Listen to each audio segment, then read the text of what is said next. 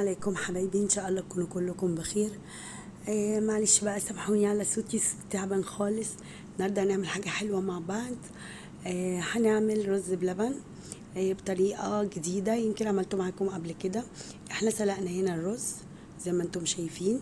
بحط كميه ميه كتير وبحط حبه رز، يعني حوالي ربع كوبايه رز، بس هو طبعا بينفش بقى بعد ما بنسيبه لغايه اللي هو يستوى قوي. وبكون مسخنه اللبن، مش غالياه يعني، بس مسخناه كويس. وهبدأ بقى اضيف الرز بتاعي على اللبن هنا دول كانوا حوالي لترين او لتر ونص. طبعا الكميات ديت بتاعتك انتي، بس انا بحب الرز بلبن ما يكونش فيه رز كتير، ويكون اكتر لبن. في ناس بتحب تعمله يعني بيكون رز كتير وواضح فيه، انا بحب اعمله بيبقى قريب جدا جدا من بتاع المحلات. في حاجتين تقدري تضيفيهم، انا قبل كده وريت لكم بطريقه ان انت ممكن تضيفي كريمه او قشطه او كده. طبعا يفضل لو انت عندك لبن يكون بخيره، هيكون يعني بخيره، يعني بكل الحاجات اللي فيه، مش منزوع منه حاجه يعني. مش متشال منه القشطه والكريمه بتاعته او كده. ده كان نوع اللبن اللي انا عملته، فبوريكم بقول لكم بصوا ده نوع اللبن. هاخد منه حبه تانيين ساقعين، وهضيف عليه طبعا النشا بتاعنا. ممكن كمان بتحطي غير بقى الكريمة وغير القشطة. هنا دي النشا، ده اسمها هنا للناس اللي موجودين في ايطاليا عشان يبقوا معرفينها ايه اللي هيلاقوها فين. في اي سوبر ماركت هي موجودة، وده الاسم بتاعها. باخد منها طبعا حوالي معلقتين نشا كبار كده مع كوباية اللبن دي، وهبدأ بقى ادوبهم كويس. هضيف كمان اضافة جميلة قوي قوي ولذيذة، وهتديني طعم وبعد تاني خالص، ملكوش دعوة باللي نزل ده.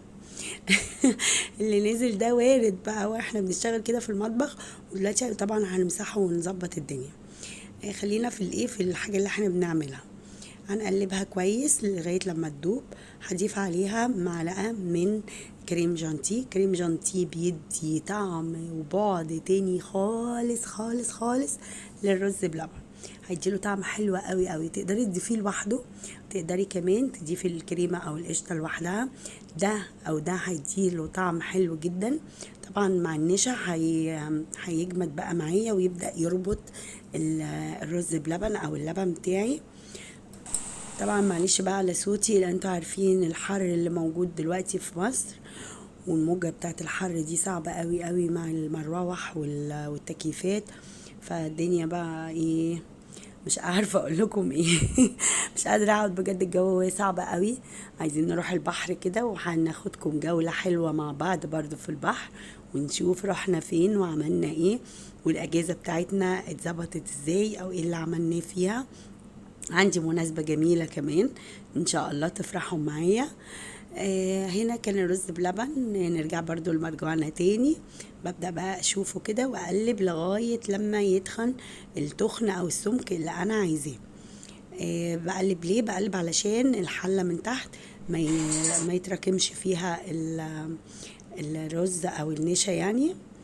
ودي طبعا كانت الكريمة، دي كانت كريمة طازة، فحطيتها كده بالشكل ده.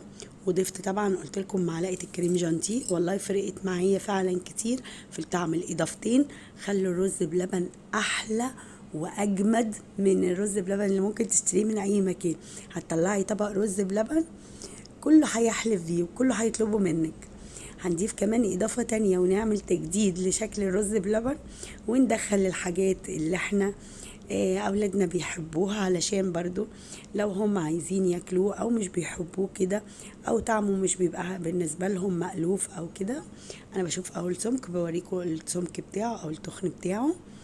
هبدأ بقى طبعا اول ما يدخل معايا هكون مجهزة البولات بتاعت الرز بلبن. ما فيش بيت طبعا في مصر ما فيهوش بولات من بتاعة الرز بلبن.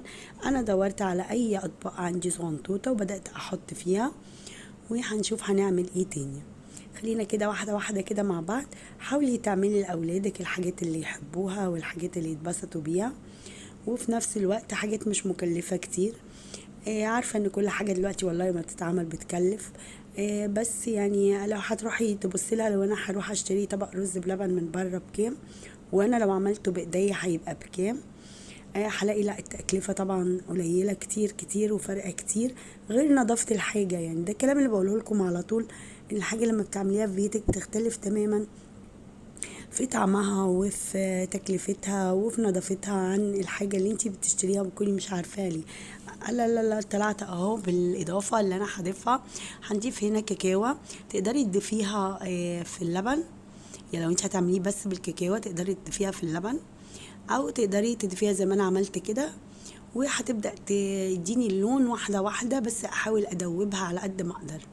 فانا بدات اهو ادوب كده، ما اقدر ادوبها في حبه لبن واضيفها عليها، وابدا برضو اقلب لغايه لما اوصل للسمك. مش هيحصل اي حاجه على فكره، ومش هتخسري اي حاجه. كده الولاد، عشان طبعا اكتر الولاد يعني الاطفال بيحبوا الشوكولاته، فهيتشجعوا ان هم ياكلوا الرز بلبن، وطعم جديد عليهم وحاجة جديدة برضو انتي بتقدميها لهم. تقدري برضو تبشري عليها بعد ما تخلصي الطبق ويبرد كده معاكي في التلاجة. تقدري اول ما تطلعيه تبشري عليه شوكولاتة، لو عندك شوكولاتة خام او شوكولاتة بتاعة الطبخ يعني او كده. تقدري، او شوكولاتة حد عادية، والله لو باكل شوكولاتة عادي تقدري تبشريه وتحطيه تزيني بيه الطبق الرز بلبن، والله هيطلع طعمه تحفة. انا بصراحة طلع طعمه حلو قوي وعجبني. هو مش مألوف لان ما جربتوش قبل كده.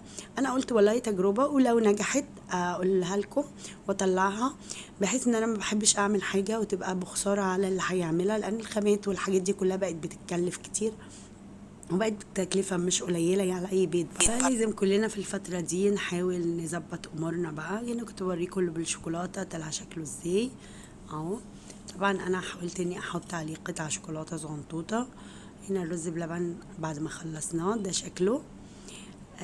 طبعا دي كانت البوليات المتواجدة او الموجودة. يعني طبق طبعا كبير، كلنا بنحب لازم نعمل طبق الكبير ده. بندي بقى الجارة، بندي لحد يكون عايزين نديهوله كده يعني.